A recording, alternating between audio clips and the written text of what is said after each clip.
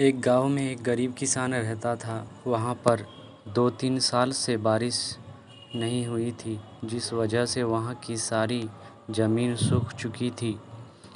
किसान बहुत दुखी था क्योंकि वो अपने ज़मीन के ऊपर कोई फसल नहीं उगा पा रहा था। सर्दी का मौसम था। आज किसान पेड़ के नीचे आराम कर रहा था। तभी उसे वहाँ एक सांप नज़र आया। वह सांप अपना फन फैलाए हुए बैठा हुआ था।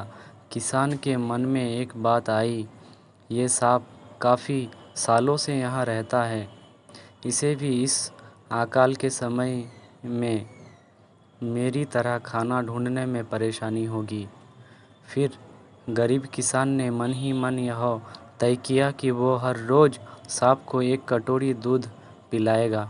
अगले ही दिन किसान एक कटोरी में दूध ले आया और सांप के बिल के पास रख कर कहने लगा, हे नागराज, आपको मेरा प्रणाम। मैंने कभी ध्यान नहीं दिया कि आप भी यहीं रहते हैं।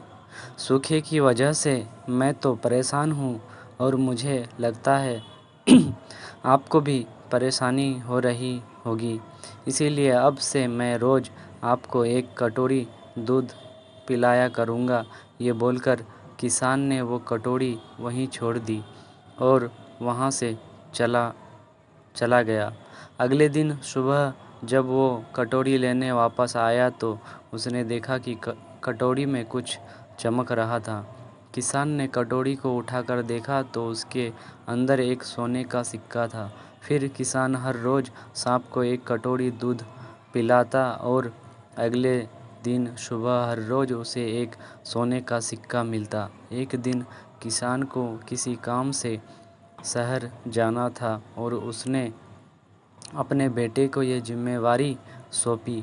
उसने अपने बेटे को कहा, बेटा, ध्यान से एक कटोरी दूध सांप के बिल के पास रख देना।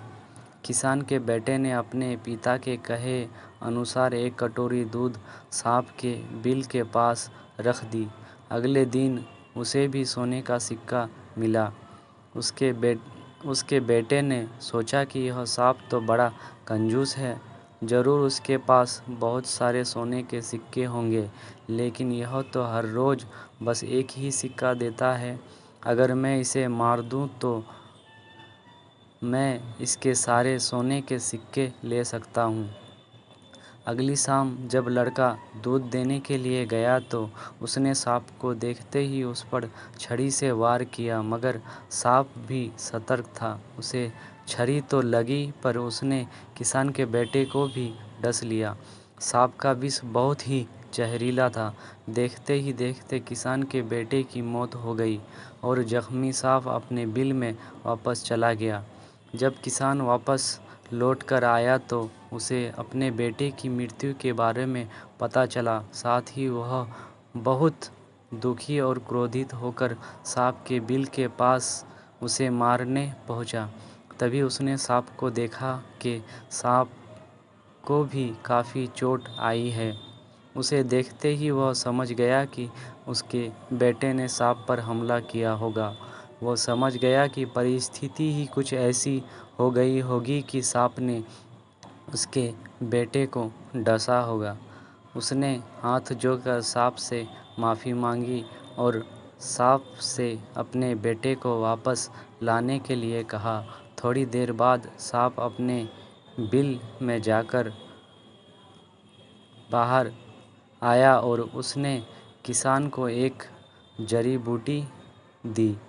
गरीब किसान जड़ी बूटी लेकर अपने मरे हुए बेटे के पास गया। उसने उसके नाक के पास वो जड़ी बूटी रखी। थोड़ी देर बाद उसका बेटा खांसता हुआ उठ खड़ा हुआ। जिंदा होने के बाद किसान के बेटे को उसकी गलती का एहसास हुआ। वह अपने पिता के साथ सांप के बिल के पास गया और उससे हाथ जोड़कर माफ़ी मांगी और बोला, हे नागराज, मुझे क्षमा कर दीजिए। अब मैं किसी भी पशु, पक्षी या जानवर पर हमला नहीं करूँगा। मुझे क्षमा दान दे। सांप ने भी खुश होकर अपना सिर हिलाया और वापस अपने बिल में चला गया। इस तरह की कहानियाँ सुनने के लिए हमारे चैनल को सब्सक्राइब करें। Thanks for watching this video.